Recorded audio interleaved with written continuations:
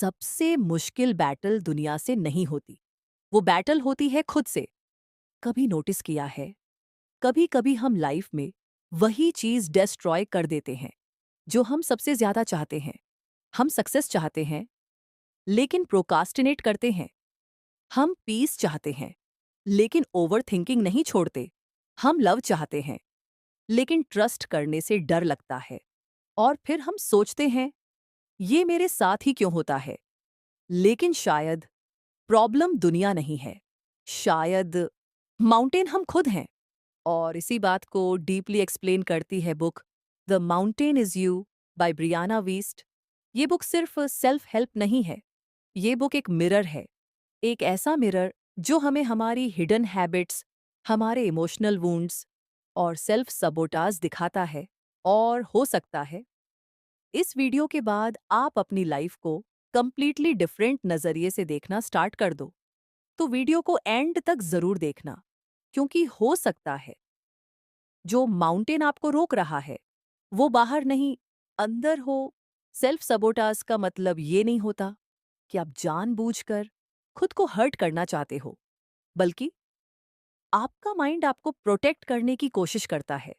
Problem बस इतनी है कि वो पुराने पेन से प्रोटेक्ट करते करते आपको नए अपॉर्चुनिटीज से भी दूर कर देता है। अगर किसी इंसान को बचपन में बार बार रिजेक्ट किया गया हो, तो बड़ा होने के बाद जब कोई उसे जेन्यूनली लव करता है तो वो अनकंफर्टेबल फील करता है, क्योंकि उसके लिए पेन फेमिलियर है। लेकिन हेल्दी लव अनफेमिलियर, और ह्यूमन माइंड फेमिलियर चीजों को सेफ मानता है। इसीलिए बहुत लोग अनोनिंगली अपनी हैप्पीनेस खुद डिस्ट्रॉय कर देते हैं, कभी ओवरथिंकिंग से, कभी फियर से, कभी लेजीनेस से, और कभी टॉक्सिक पैटर्न्स रिपीट करके। सच तो ये है, कभी कभी हम प्रॉब्लम सॉल्व नहीं कर रहे होते, हम सिर्फ उस पेन को रिपीट कर रहे होते हैं जिसके हम आदी हो चुके होते हैं। और यही सेल्फ सबोटाज है। बुक का एक पावरफुल आइडिया ये भी है कि जो चीज़ें हमें इमोशनली ट्रिगर करती हैं वो एक्चुअली हमें हमारे अनरिजॉल्व्ड वुंड्स दिखाती हैं। अगर किसी की एक छोटी सी बात से आप हर्ट हो जाते हो, तो प्रॉब्लम सिर्फ वो बात नहीं है। प्रॉब्लम शायद वो पुराना वॉन्ड है जो अभी तक हील नहीं हुआ।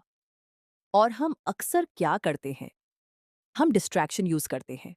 Phone, music, scrolling, fake smiling, overworking, क्योंकि हम अपने इमोशंस को फील नहीं करना चाहते।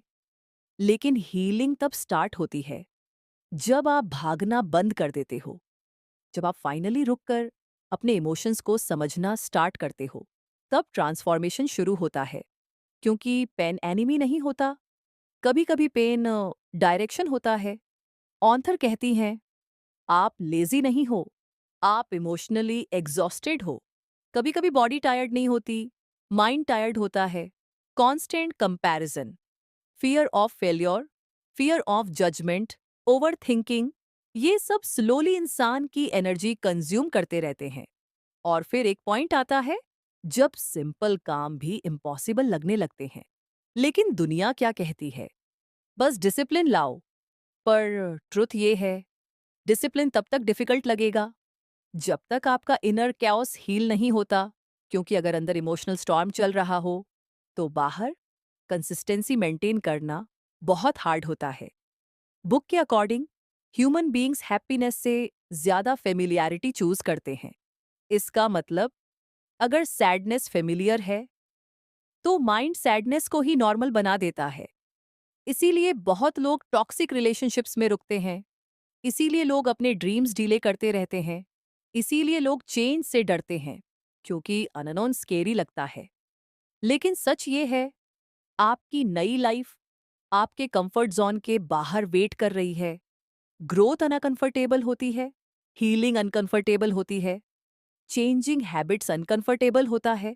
लेकिन वही डिस्कंफर्ट आपको स्ट्रॉन्गर वर्जन में ट्रांसफॉर्म करता है।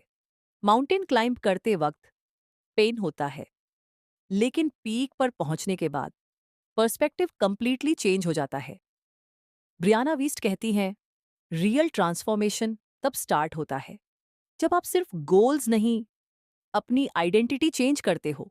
अगर कोई इंसान कहता है, मुझे फिट होना है, तो शायद वो कुछ दिन मोटिवेटेड रहे, लेकिन अगर वो कहना स्टार्ट करे, मैं हेल्दी पर्सन हूं, तो उसकी हैबिट्स नेचुरली चेंज होने लगती हैं, क्योंकि एक्शंस आइडेंटिटी फॉलो करते हैं।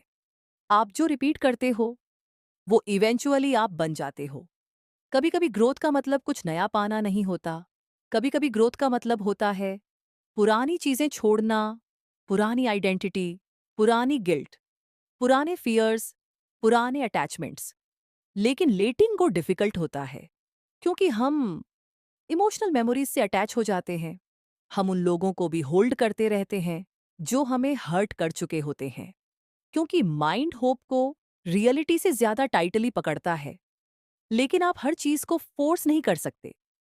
कुछ चीजें सिर्फ तब बेटर होती हैं जब उन्हें रिलीज कर दिया जाए।